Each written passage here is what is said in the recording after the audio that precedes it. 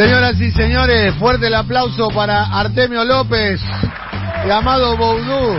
Está con nosotros, conversatorio, gente aplaudiendo de pie. Conversatorio en vivo, en minutos nada más. Buen día, querido amigo y compañero. Hola, Daniel. Estamos? ¿Qué tal todas y todos? Muy lindo estar acá en Estamos acá, Hurlingham. mirá la cantidad de gente que vino con Señor. este frío, impresionante. Esto es radio en vivo, de verdad. Esto es radio en vivo y esto lo vamos a empezar a hacer, Artemio, así que prepárate para salir como un circo criollo por los pueblos. Yo ya sabía esto. Esto arranca acá en Hurlingham, pero vamos a estar en todos lados. Ya tenemos varias fechas comprometidas. Salimos de gira, Artemio. Así es, y un día ya después ya cruzamos Uruguay, ya nos volvemos. Y nos vamos a Uruguay, no. A mí me va a costar. Para diciembre del año que viene.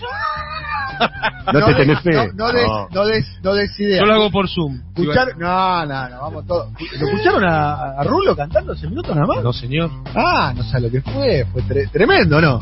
Rulo cantando un tango a capela al toro. Primero cantó las 40 en la columna. Sí, la columna, después olvidate, cantó. la columna era un discurso tremendo. Vamos, ya estamos con el conversatorio en minutitos. Le vamos a pedir seguramente a Feli Bonavita, capaz si nos puede dar algunos minutitos de su programa, porque capaz que nos extendemos. ¿Feli viene? ¿Viene Bonavita Feli? no, No, está de allá, de la radio. Le vamos a pedir si nos podemos quedar con unos minutos del programa, porque se nos fue un poco. No, además, al no haber audios, va a haber más. No va a haber audios, hay un montón de. ¡Ay, también! Olvidate, acá hay un montón de audios, mirá todos los audios que tengo. No pudo intervenir el poquito la profesor historia para de- evitar esto. Un poquito la historia de Hurlingham. Con la historia de Hurlingham en la zona oeste. Bueno. Usted sabe, Artemio, que la primera vez que hubo un ferrocarril en la Argentina fue en 1857, que de ahí de la plaza de Tribunales salió hacia lo que era un pueblito que se llamaba Flores. Después es el barrio de Flores. Ese es el inicio del ferrocarril hacia el oeste, que después se fue extendiendo hacia los campos más profundos, con el objetivo en realidad de traer todo lo que se iba a exportar. Pero a medida que iba avanzando el ferrocarril, alrededor del ferrocarril, de distintas estaciones que se fueron creando, empezaron a surgir pueblitos, empezaron a surgir conglomerados urbanos.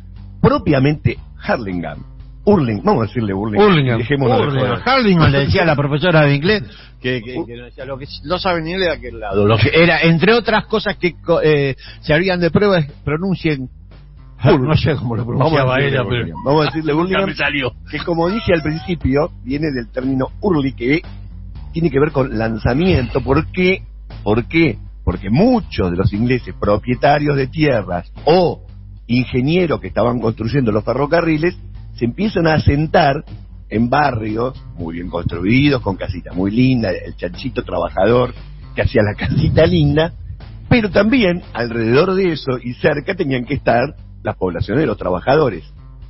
Bueno, esta zona la empezaron a destinar, entre otras cosas, a criar caballos y a tener centros deportivos. Por eso rápidamente surge un club, el club de esta zona, y luego el ferrocarril, la estación de ferrocarril. Con un club, con la estación de ferrocarril y con gente de distintas clases sociales viviendo acá, empieza a haber un desarrollo claramente de una ciudad.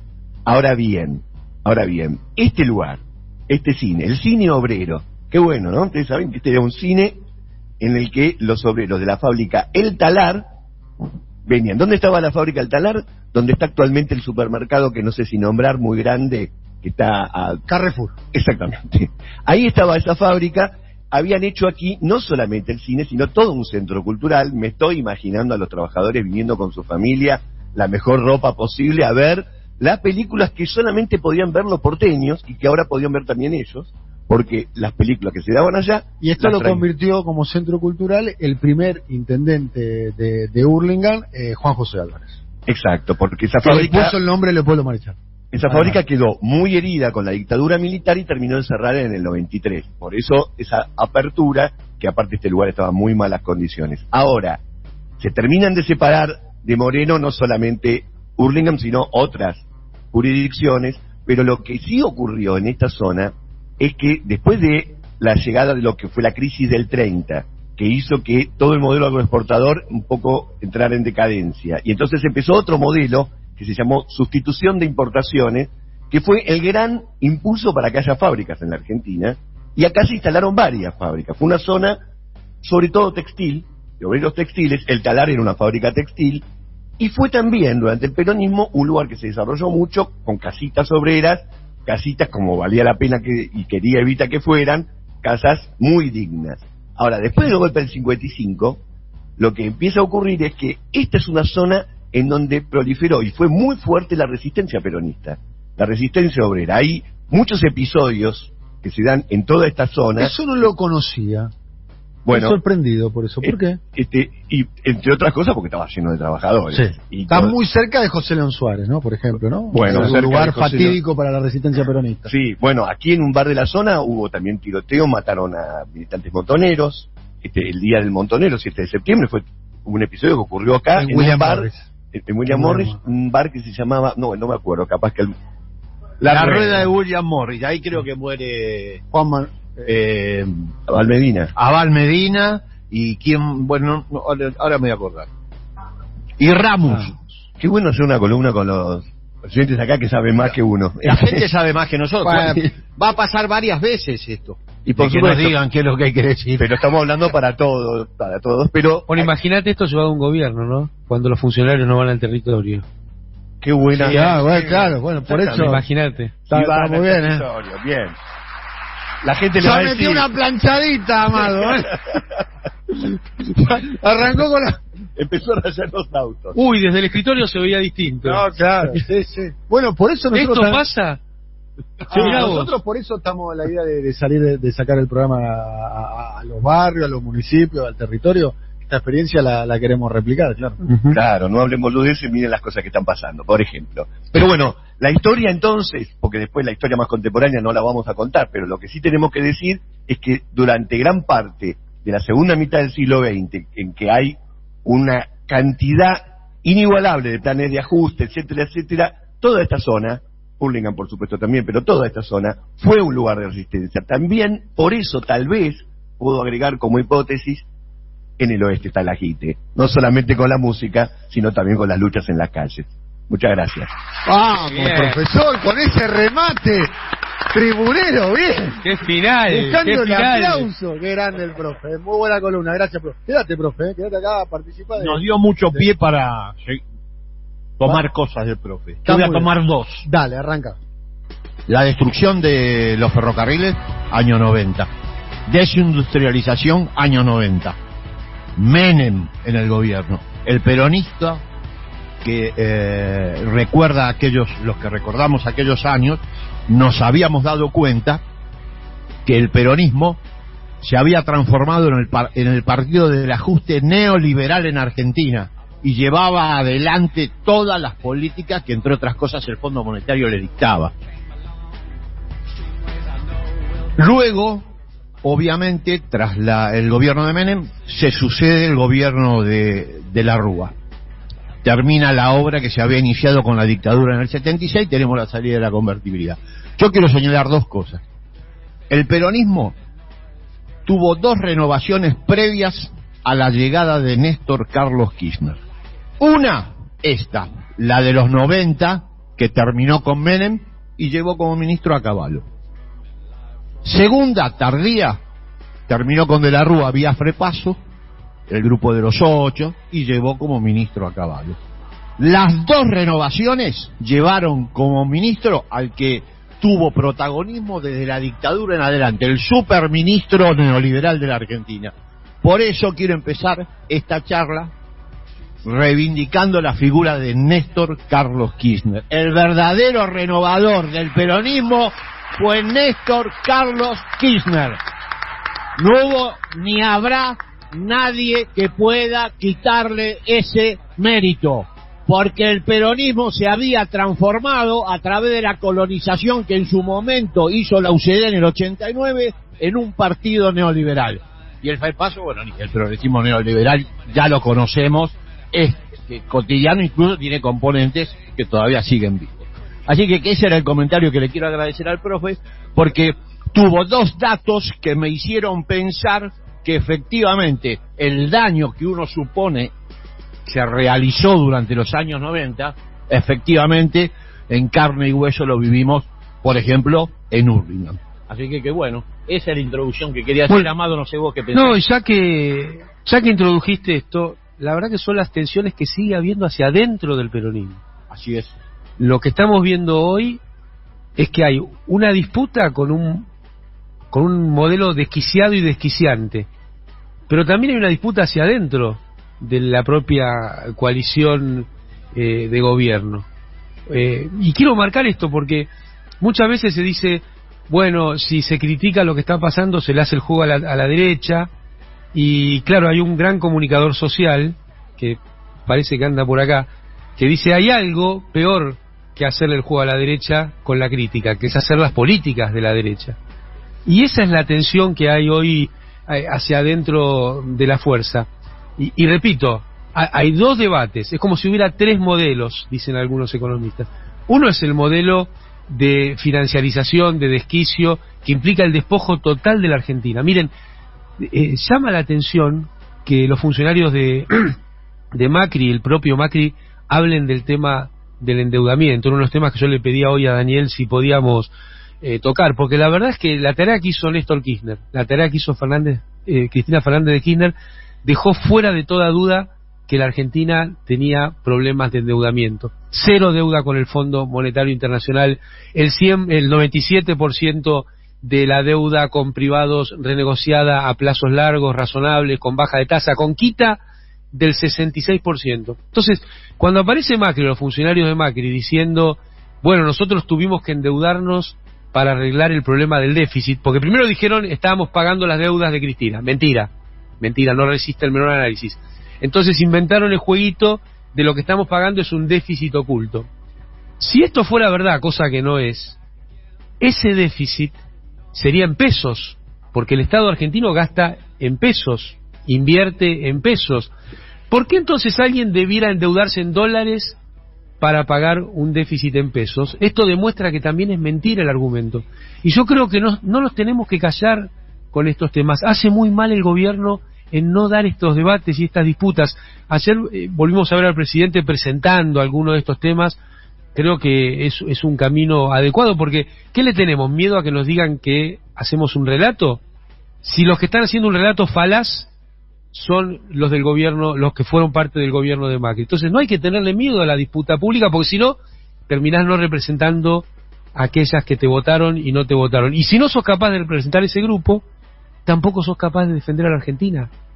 Porque otro punto a tener en cuenta, cuando Cristina terminó su segundo mandato, no había ningún sector de la vida económica social argentina que no estuviera sensiblemente mejor que cuando empezó Néstor Kirchner. Ningún sector, ni aquellos que querían lo peor para cada una de nosotras y nosotros. Entonces me parece que esto no lo podemos perder de vista. Ahora, tampoco podemos perder de vista que hay un debate hacia adentro de la fuerza.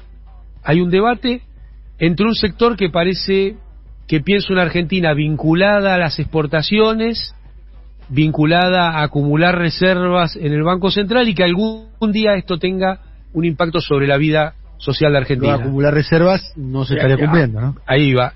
Ese sector es Guzmán, o está representado, la cara visible es Guzmán, pero hay muchas y el programa del fondo, y muchos dirigentes que representan esta cuestión. Y como bien señala Daniel, detrás de este intento hay dos cuestiones. Primero, el programa del fondo. El programa del fondo es inflacionario. No se va a poder combatir la inflación de verdad con el programa del fondo. ¿Por qué? Primero, la inflación la disparó Macri, ¿no? Para poner todo en su lugar. Una inercia inflacionaria descomunal que no existía en Argentina hace décadas. Porque hubo un salto de inflación cuando se salió de la convertibilidad. Pero eso, producto de las políticas de Néstor Kirchner, se convirtió en un salto que empezó y terminó. No hubo una inercia inflacionaria. El modelo que pone Macri en funcionamiento lleva implícita una inercia inflacionaria, contra lo que él y sus adláteres dicen. Ahora, ¿por qué el acuerdo con el fondo es inflacionario? Primero, implica ajustes permanentes en el tipo de cambio, en el valor del dólar. Estamos viendo aumentos de al 4%. El tipo de cambio oficial, ¿no? Exactamente. 4% mensual. De 3 pasó a 4. Exactamente. Mensual. ¿Esto qué quiere decir? La teoría que hay atrás de esto es que el dólar no se puede atrasar. ¿Está bien? Pero lo cierto es que en un país como Argentina, estos aumentos del dólar retroalimentan nuevamente la inflación. Se trasladan a precios. Entonces rápidamente se trasladan a precios. ¿Por qué? Porque hay concentración económica, porque hay insumos importados, porque la reposición de los equipos de capital son importados. Entonces ahí tenés un núcleo de aumento de la inercia inflacionaria, el tipo de cambio. Segundo núcleo, el Fondo Monetario impone tasas de interés altas, no como las de Macri, que fueron delirantes, pero altas. Macri era 70 y pico. Llegó a 80 y pico, sí, claro.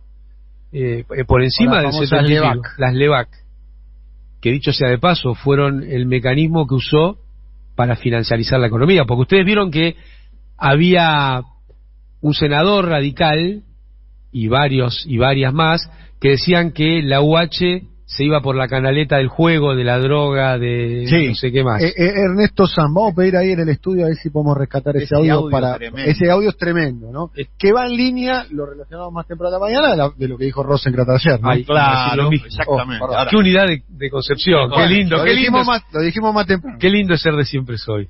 Qué lindo.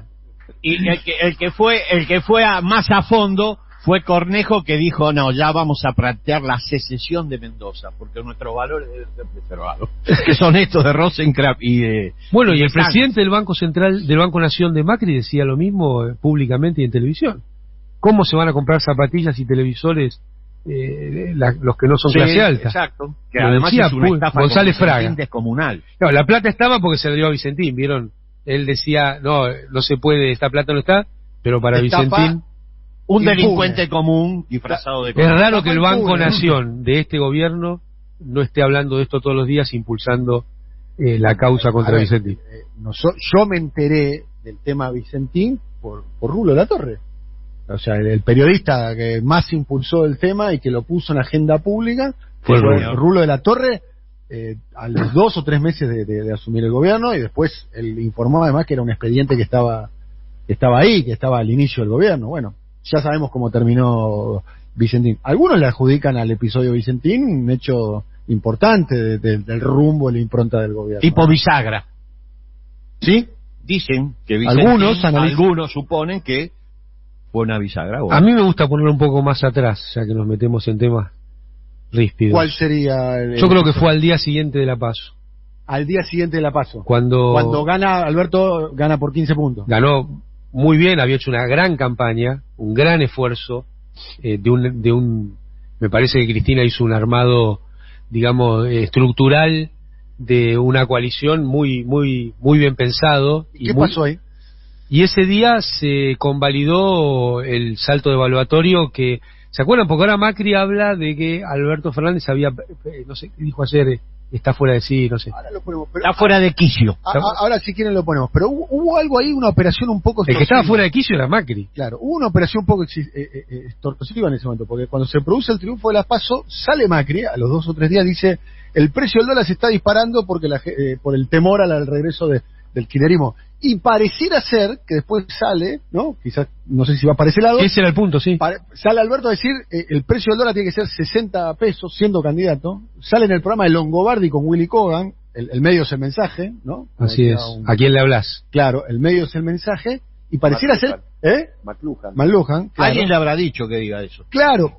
Y pareciera ser que cedió a la extorsión de Macri diciendo, mirá que se va a la mierda esto porque ganan ustedes. Sí, pero sectores internos le dijeron decir eso. No es que solamente se dio la extorsión de Macri. Y ahí viene lo que planteaba Amado. Hay un debate interior también, que se está dando dentro de la fuerza y que Cristina lo ve y por eso habló de abrir el debate. Y yo lo tomo con el inicio.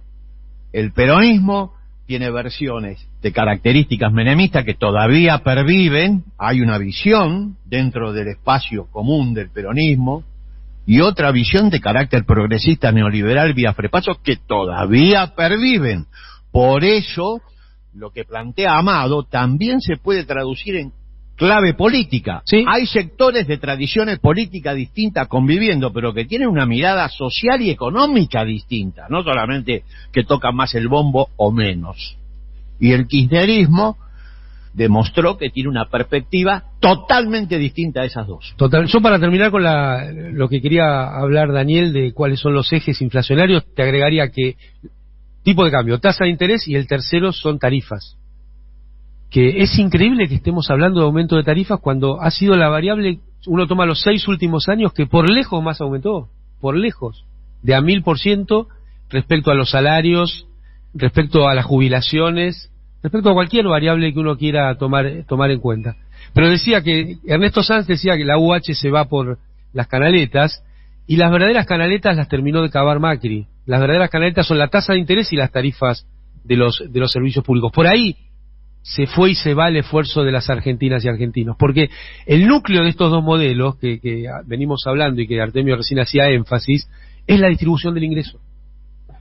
Hoy hay un problema peor que la inflación, dice Artemio, que es la matriz distributiva de la República Argentina, porque si mañana cesara la inflación de un día para otro, con esta distribución del ingreso, tampoco Argentina podría avanzar sustentablemente en un crecimiento con inclusión social, porque no hay mercado interno sin buenos ingresos de la población, no hay inversión productiva sin mercado interno, no hay crecimiento sin inversión productiva y no hay nuevos puestos de trabajo sin inversión productiva. Vamos a escuchar un clásico. Estabas vos creo que vos estabas como ministro de Economía cuando Ernesto Sanz, en aquel momento senador, decía esto. En el conurbano bonaerense, la asignación universal por hijo, que es buena en términos teóricos, se está yendo por la canaleta de dos cuestiones que el gobierno no solo que no las ve, sino que muchos de sus aliados, los intendentes del conurbano, las apañan: el juego y la droga. El juego y la droga. Fuerte. El juego y la droga. A ver, además lo repitió, no es una edición nuestra, queremos aclarar, cuando repite el juego y la droga. Bueno, eso derivó en una política pública que vos elogiaste muchísimo, Artemio, tenés mucho escrito alrededor de eso, como fue la UH, la Asignación Universal por Hijo. Y sí. Que se y aplicó... el momento político quiero reivindicar, porque la UH creo que no la discute este hombre, que no sé si está vivo, no sé. Y esa decisión se tomó después de una derrota electoral en provincia de Buenos Aires. La conclusión de Néstor Kirchner podía haber sido, bueno, negociemos, porque evidentemente la derrota fue importante, se le dio vuelta. Una derrota con Kirchner candidato a diputado. Fue Alberto Fernández en el 2018, se le dio vuelta a Cobos, se fue en el 2019 Lustó. Pues siguieron, fue una derrota contra de Narváez, hoy alguien está fuera del sistema político. Exactamente. ¿Qué conclusión sacó Néstor? Cualquiera diría, negociemos, Néstor, mirá lo que nos pasó. Dijo, no, perdimos por no profundizar. Bueno, ahí se ve la condición de líder político y de conductor. Obviamente, si era negociar, era entregarle el gobierno a los sectores más conservadores. Tomó la decisión de no negociar. Sucedieron luego la asignación universal, otras medidas de transferencia de ingresos como las AFP. Eso fue un poco antes. Eso es un poco antes. Un poquito porque antes. Ya se había tomado la decisión de ir por un rumbo de mayor distribución. Aún es importante lo que señalas, porque muchas veces se habla de la correlación de fuerzas. No, hay la peor correlación de fuerzas que después de una derrota en provincia. O el ministro de Culfas que dice, bueno, ustedes tomaron esas medidas porque tenían un escenario favorable. El escenario favorable resulta que era la crisis económica más potente hasta esta que se vivió, hay que decirlo, la crisis económica más importante de los años 30, y una situación de disputa de la autoridad presidencial desde el sector sojero y de disputa de la democracia desde el sector sojero, y en el medio una derrota electoral. Y fue pura conducción, porque Néstor Kirchner nunca estuvo de acuerdo con lo que le planteó Lustó con respecto a las retenciones. Él jamás le di la mano a este hombre. Una vez que le instalaron el conflicto, para adelante. Bueno, cambió el escenario. Ahora de lo que se trata es de una disputa política. Por eso la correlación de fuerzas nunca puede ser un concepto que se analice como una foto, desde mi humilde opinión. Es una película, es una construcción. En la dialéctica entre el pueblo y el gobierno es donde se construye las modificaciones de la correlación de fuerza. Obviamente no va a cambiar si nada se hace la correlación de fuerza. Y entonces un concepto que viene ni más ni menos que de Gramsci puede convertirse en un concepto profundamente conservador y profundamente inmovilizante, y por ende profundamente antipopular. Bueno, esta semana hubo varias declaraciones en ese sentido, incluso una protagonizada por el presidente, otra protagonizada por su vocera presidencial, que hacían referencia a las derrotas seguras. No sé exactamente cuál fue las batallas que no se pueden ganar. Las batallas perdidas, las batallas perdidas, un poco diciendo, bueno, no vamos a dar batallas porque sabemos que las vamos a perder. Bueno, antes lo dijo Margaret Thatcher, es el único camino. Claro, exactamente. Pero además, lo que está señalando Daniel, argenta de lo que Thatcher planteó en su momento. No hay alternativa, es el gran dogma del neoliberalismo, ¿no? Este es el cuadro, de acá no se puede mover. No hay plan nada. B, dijo Macri. Pero flaco, ¿qué te dicen si dice esta derrota? No la vamos a poder. Claro. No la queremos a su dice, pero bueno, no hay para alternativa, hay que ir por acá. Además de lo que significa en términos operativos, decir, no hay que dar batallas que se pueda perder, que es que no vas a la batalla, me parece que es un agravio muy fuerte para la historia del universal de los movimientos de las grandes mayorías. Lo decíamos mayorías. más temprano de la mañana, ¿no? El peronismo el peronismo es sufrimiento. Pero uno podría empezar por Espartaco, años, ponele. Sí. Y ver la historia del peronismo. Sí. 18 años de exilio de Perón. Perón, el líder más importante del siglo XX de la Argentina, el más gravitante en la actualidad, tuvo 18 años sin poder pisar el territorio nacional. Así es, mayor condena que esa. Después Evita, que es una persona adorada por la historia. Menos por Rosenkrantz. No por Rosenkrantz, que ayer le... Es otro agravio, ¿no? Es como negar a los 30.000. Usar... Los 30.000. Usar una expresión muy valiosa para la historia argentina y para el campo nacional y popular. Como dijo Rulo más temprano, fue un tiro al corazón. Claro. Al corazón ya no es Cristina, Alberto... Es el peronismo. Y al corazón del peronismo. No, pero aparte la frase, donde hay un derecho y un gasto, eso también es fuerte, porque dijo, no hay recursos para todos, y uno puede pensar que los 24 tipos más millonarios del mundo concentran la misma riqueza que la mitad de la población mundial. Recursos hay, están mal repartidos. De eso se trató siempre el kirchnerismo, ¿no? Y te quiero agregar, termina Amado la idea. No sé cuál era. No, bueno, yo normalmente no sé cuál era, pero ¿cuál era la relación de fuerza? Prefiero no seguir. Como dice Bartleby, prefiero no hacerlo. Vamos a estatizar las AFJP. ¿Qué hubiera dicho Gabriel Cerruti? Hay batallas que preferible no dar. No vamos a dar batallas que perdemos. Bueno, ¿se acuerdan lo que fue la batalla mediática, no? ¿Querés contar? Porque capaz que... Bueno, batalla había conducción política. Pero había capacidad de decidir. Vamos por acá. ¿Qué le habrán dicho a Perón cuando dijo, bueno, acá hay que hacer el estatuto, eliminar el estatuto del peón, hay que armar un estatuto del peón rural, eliminar los derechos de los patrones? ¿Qué le habrán dicho cuando planteó el mercado de trabajo como lo planteó? ¿Qué le habrán dicho cuando llegó al 50% de la participación del PBI? Bueno, es evidente que el tipo tomó decisiones, no había la correlación de fuerza favorable, y al revés. Macri amplió el campo, construyó su relación de fuerza favorable, nos reventó el salario, las jubilaciones, las pensiones en 4 años como nunca antes. Lo puso a Rosenkrantz por decreto y después levantando la mano muchos senadores peronistas. En algo que vos alertaste en tiempo real. Ven que el campo de lo posible, lo primero que hace una ideología es definirlo. ¿Qué es lo posible? Se mueve para cada uno tiene el campo de lo posible que se merece. Pero mirá lo que pasa si no se toman medidas de fondo. Están inspirados, te quiero decir. Los inspiran ustedes, te digo, porque la gente. Artemio está como Di María ayer. Le salen todas. Qué partidazo, Y Amado está como Messi, digamos. No hizo el gol todavía, pero... No, pará que Macri puso uno que le puso ese nombre y para mí lo agravió a Messi. El Messi de la finanza, así dijo es. a Totó Caputo. No, pero mirá lo que está sucediendo, ¿no? Cuando la visión es imposibilista. Esto que hay ahora que nada se puede hacer. Resulta que Argentina tiene un problema histórico que es que los bienes industrializados, bueno, hay que importarlos, se compran en dólares y es un problema para la distribución del ingreso en la Argentina. Ahora resulta que cuando los bienes que nosotros exportamos entran en una fase de precios altos, en esta visión también termina siendo un problema para Argentina. Entonces, lo que tendría que ser en términos de la vida nacional una bendición, que es el aumento de los precios internacionales, termina siendo un problema porque genera más inflación. Entonces, el problema no no son solo los contextos, sino también las decisiones que se toman para enfrentar cada uno de los contextos. Claro, esa es la teoría del derrame, Néstor. Me acuerdo en un reportaje le señalaba a los dos, porque esto es así, es un vaso, se va llenando, se va llenando, se va llenando, y dice, bueno, cuando llega arriba empieza a derramar y nos cae a todos nosotros. Y dice, cuando está llegando arriba viene uno con una pajita. Se lo toma y volvemos de nuevo al punto inicial, se va llenando, se va llenando.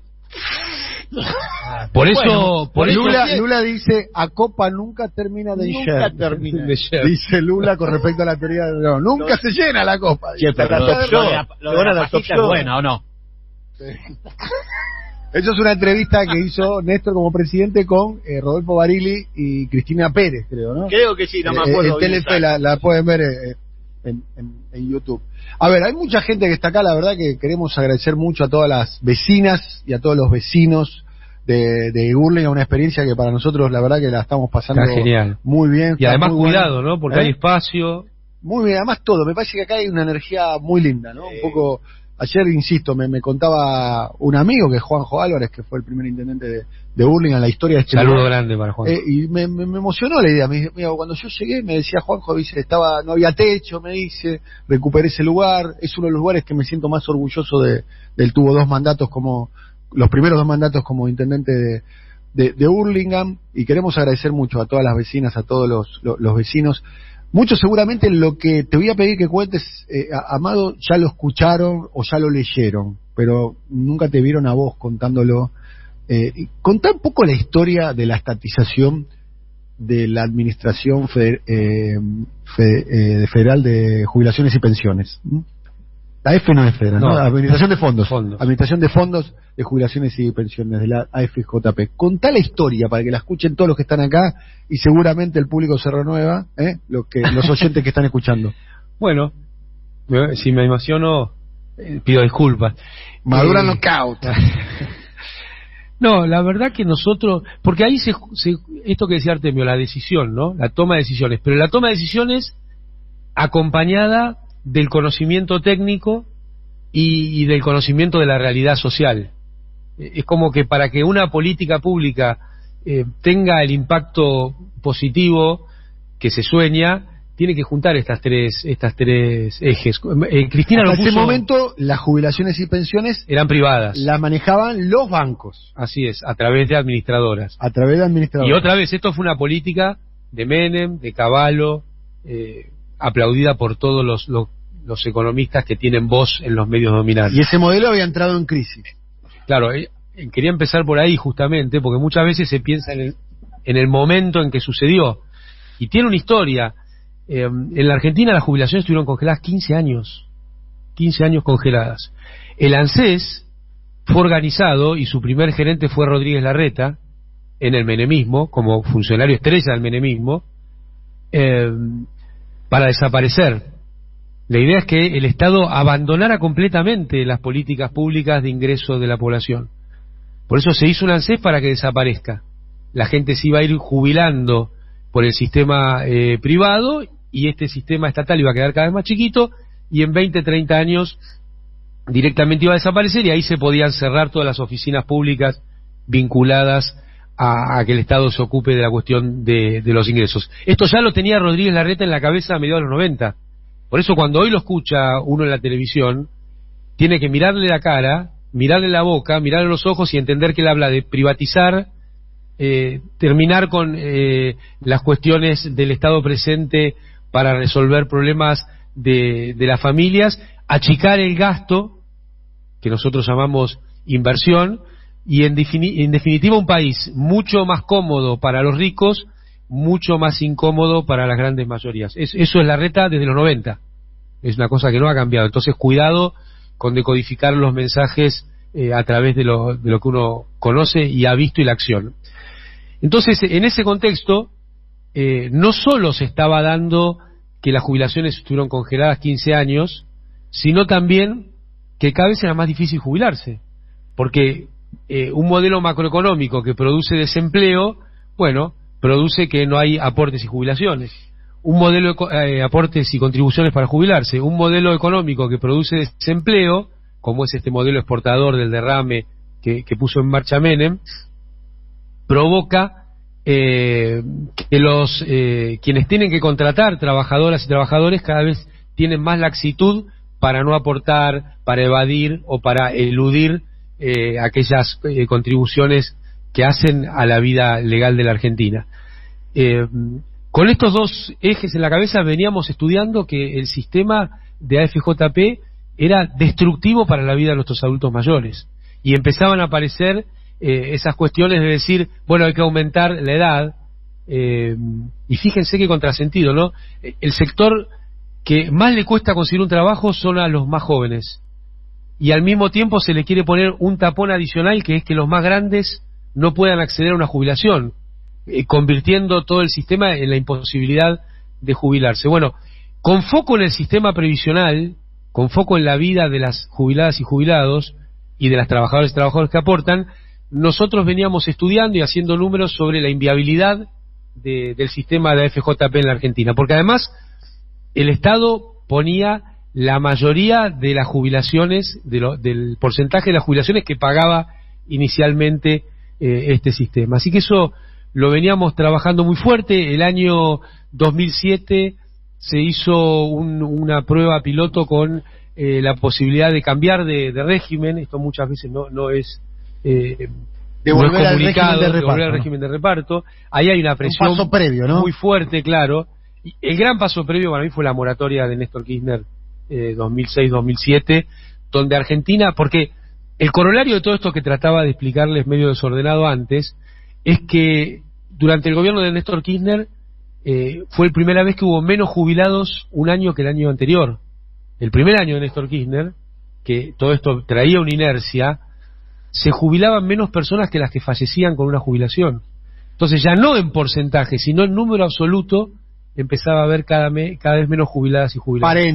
Es un peligro que puede correrse si no se aplica una nueva moratoria hoy. Por eso las senadoras y senadores del Frente de Todos presentaron la necesidad de reincorporar y sobre todo mujeres. Hay 500.000 de mujeres y 250.000 hombres que no pueden jubilarse si no se abre una nueva moratoria. El 80% de las mujeres, para ser es una gran medida distributiva y de género. Sobre todo, claro, para nosotros siempre lo pensamos como una medida de género. Entonces, con todo esto... Pero nadie se animaba a enfrentar, ni más ni menos. Para mí la medida más importante de todo el ciclo kirchnerista, para mí, la recuperación de los fondos jubilatorios por parte del Estado, y además era, de alguna manera... enfrentarse al poder real, o sea, a la sala, al software del poder real, que es el poder financiero, el poder económico, los bancos. Porque es muy importante esto que señala Daniel, porque el foco estaba puesto en el tema previsional, las necesidades previsionales de una reforma, de volver al sistema público. Y vos estabas viendo eso desde el ANSES, lo estabas detectando. Nosotros lo veníamos... Yo fui técnico del ANSES. Eras un funcionario en ese momento de tercer orden, digamos, no era tan conocido. Pero antes de esto, digamos, yo trabajaba en la parte de presupuesto de ANSES, no tenía ningún cargo, y ya veníamos haciendo series largas. Vos? Estas proyecciones que en Argentina no se iba a poder jubilar nadie. Bien. Iba a ser muy pequeño la cantidad de gente que se iba a poder jubilar y muy pequeñas las prestaciones que iba a poder dar la ese propia sistema. La propia Cristina, tanto en su libro como en el libro que escribe Sandra Russo, digamos, donde está el relato de ella, dice que es una idea que le acercás vos. De hecho, vos creo que habías tenido muy poco contacto con ella hasta ese momento. Yo ahí ya era director de ANSES. ¿Qué? O sea, hablabas con ella regularmente, pero no tenía, digamos, es muy difícil cuando uno está planeando, soñando una medida, encontrar la forma de plantearla. Vos se la contás, se la trasladás a Sergio Massa, que era jefe de gabinete. Era jefe de gabinete del gobierno de Cristina. Era tu superior, digamos. Que había sido director de ANSES muchos años con una gran gestión. Bueno, vos se lo trasladás a Massa. Así es. Y le decís, ¿te juntás dónde te juntás? ¿Se juntan en un bar? En un bar, y estuvimos charlando largo y tendido. El 9 de julio y Santa Fe, por ahí, ¿no? Una cosa así. Es. Ya no existe más, pasé. Sí. No existe más. Después de los años de no poder andar por la calle, pasé y me dio mucha tristeza que era otro de los negocios que no existían más. 9 de julio y Santa Fe se juntan a la noche, digamos. Porque medio que él venía de un lado, venía de otro, ¿no? Así es. Y estuvimos charlando muy largo y muy tendido. ¿Y ¿Vos qué le decís? ¿Vos qué palabra utilizás con Massa? No, le describí toda esta situación que él la conocía porque era director de ANSES. Claro. Acá el hecho nuevo, digamos, era la voluntad de proponer a la sociedad una transformación del sistema. Bien. Y Massa toma la idea y dice, bueno, la voy a llevar para arriba. Arriba en ese momento estaba Néstor y Cristina. O sea, Cristina la presidenta. Cristina la presidenta, la decisión la toma Cristina. Me imagino participaba de la toma de decisiones también, obviamente, Néstor, ¿no? Quiero creer que ellos tenían mucha discusión política. Mucha discusión política de la buena, digamos. Discusión no en términos de pelea, sino de intercambiar. Y ahí se arma una reunión donde vos le podés y a la mañana siguiente. Ya te juntás, imaginemos la imagen, ¿no? Santa Fe, 9 de julio, vos salías del ANSE, Massa capaz que venía de algún lado, una cosa así. ¿Entendés? Bueno, te tengo que contar esto.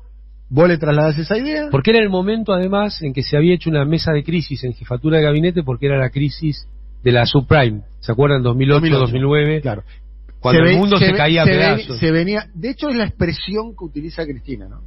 El mundo, vos vas y le decís a Cristina, el mundo no va a ser lo que fue. Esa es la expresión que utiliza. Esa fue la expresión, sí.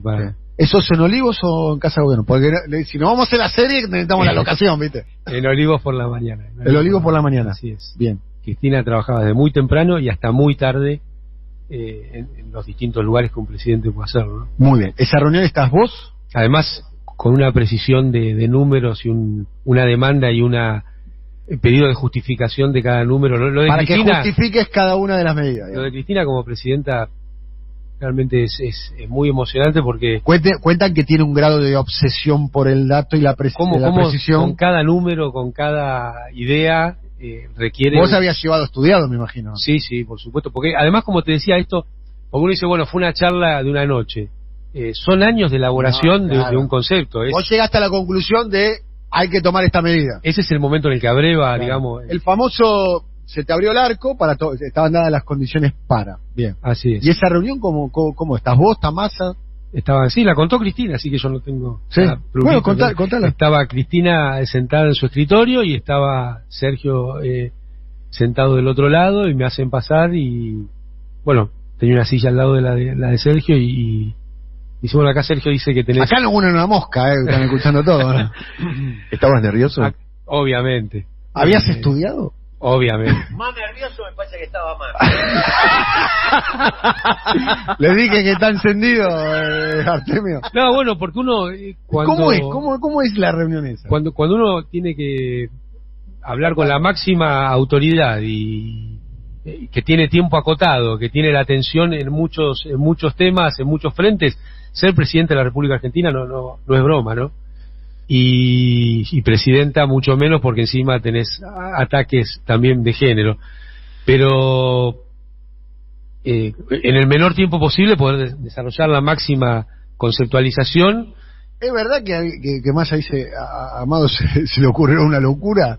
El loco dijo algo así como... Bueno, no sé si fue tan así, pero fue algo parecido. Simpática la introducción. Que era una idea loca, ¿no? Claramente, ¿no? Bueno, es lo que decían ustedes antes. En un momento de aparente debilidad política, la voluntad política, cuando hay ideas y cuando hay una lectura adecuada del tablero, de lo que sería la correlación de fuerzas estática, claro, permite tomar este tipo de medidas. ¿Cómo es ampliar el campo de lo posible? Claro, en lo concreto. ¿Y cómo es ese diálogo? El diálogo es una exposición corta, muy corta, de 5 minutos de los ejes principales, y ahí arranca la batería de preguntas. De Cristina. Exactamente. La. Al fondo y al hueso siempre, sí. Porque... Nada de... Yo creo que ella tiene una comprensión de la vida social argentina, pero también de la política, de la toma de decisiones, ¿no? Que es muy profunda. Y bueno, dijo que le pareció una buena idea que después lo siguiéramos hablando. Y se sumó alguien más, seguramente. Se sumó alguien más. No sé decir quién es, pero vamos a imaginar. Se sumó alguien más, a la voz de mando de Cristina apareció rápidamente. Claro. Y bueno, quedamos en seguirlo hablando en ese grupo para evaluar el cómo. Claro. El cómo político. Importante que se hizo sin que nadie pierda el laburo, porque estaban todos los trabajadores y trabajadoras de la AFJP, y vamos a decirlo en términos metafóricos, sin tirar un tiro, digamos. Para mí, ¿no? que vos traés que mucha es importante, gente, ¿no? Porque se afectó, ¿no? Cristina demostramos que podía hacerse una reforma del Estado sin tirar gente por la ventana. Claro. Porque cuando siempre que se piensa en reforma del Estado, se está pensando en achicar, en ajustar. Bueno, esta fue una reforma del Estado que, repito, con capacidad técnica, con conocimiento académico, sabiendo de qué se hablaba, porque si no siempre se quiere, los que saben son Sturzenegger y alguno más, y todo el resto no tenemos derecho a pensar ni opinar, ¿no? Desde el campo de lo posible mediático. Y ni una de las trabajadoras y trabajadores que estaban en la FJP se quedó sin trabajo, porque se ampliaba el trabajo en ANSES, estaba la posibilidad de necesidad de trabajadoras y trabajadores en PAMI, en AFIP, y se le respetó a cada una y cada uno dónde vivía. O sea, se hizo un trabajo persona por persona. Yo creo recordar que eran alrededor de 13.000 personas que trabajaban en la CFJP, y el Estado atendió personalmente cada caso para que esta reforma no implicara pérdida de derechos, no solo ampliación de derechos para las jubiladas y jubilados, no solo mejora en la calidad de vida de las jubiladas y jubilados, no solo mejora en la calidad institucional del gobierno de la República Argentina. Cambió la ANSES a partir de ahí, que la ANSES se transformó después. No, y fue un gran mecanismo de desempobrecimiento en jubilados. Néstor llegó y había 30 puntos de pobreza, lo bajó a 6 ya en el 2010 y siguió bajando.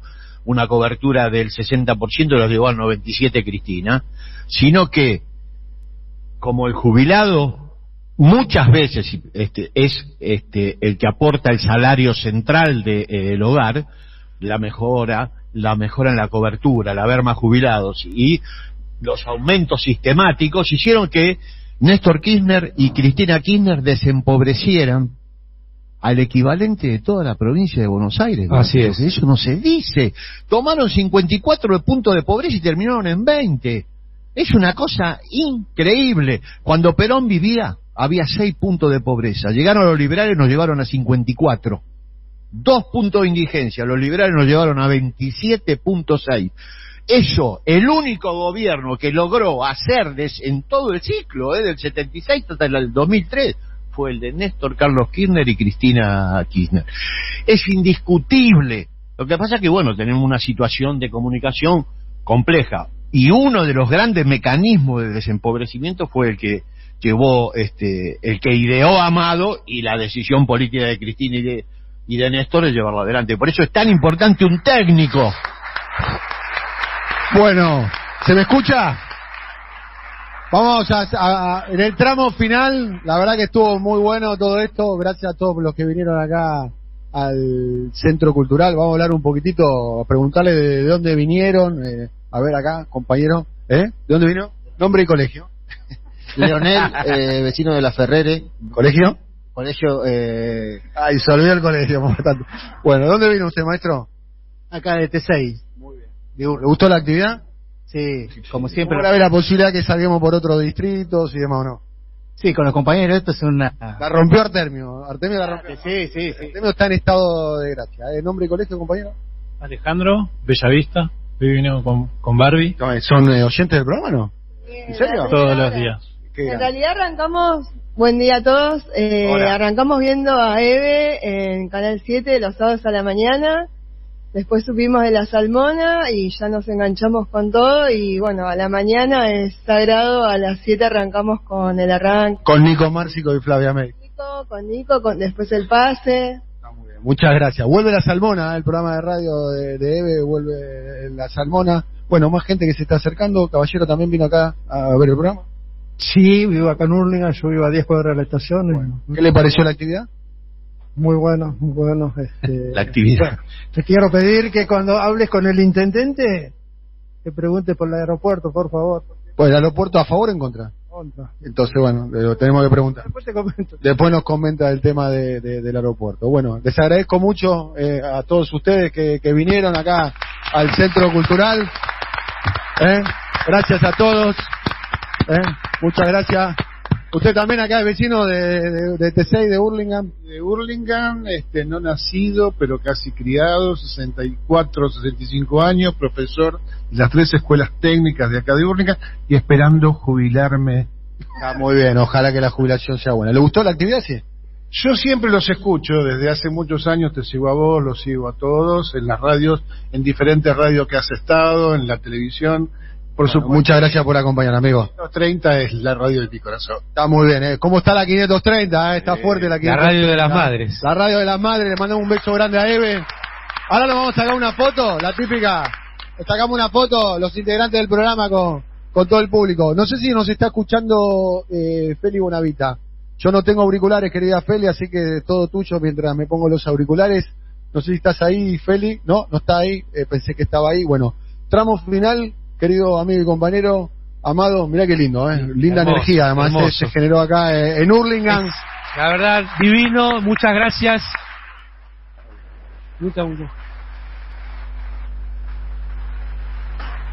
Aplauden de pie. Vamos a ver. Bueno, ¿querés decir algo, Amado, para ir cerrando, por favor?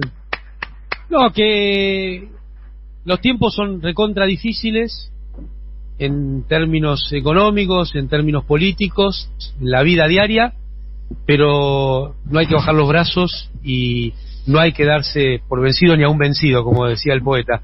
Y sobre todo, seguir trabajando para que la elección del año que viene, el campo nacional y popular, pueda recuperar la impronta y la fortaleza que lleva a las mejoras, y que en estos tiempos las políticas públicas sean las que hagan que eso sea posible.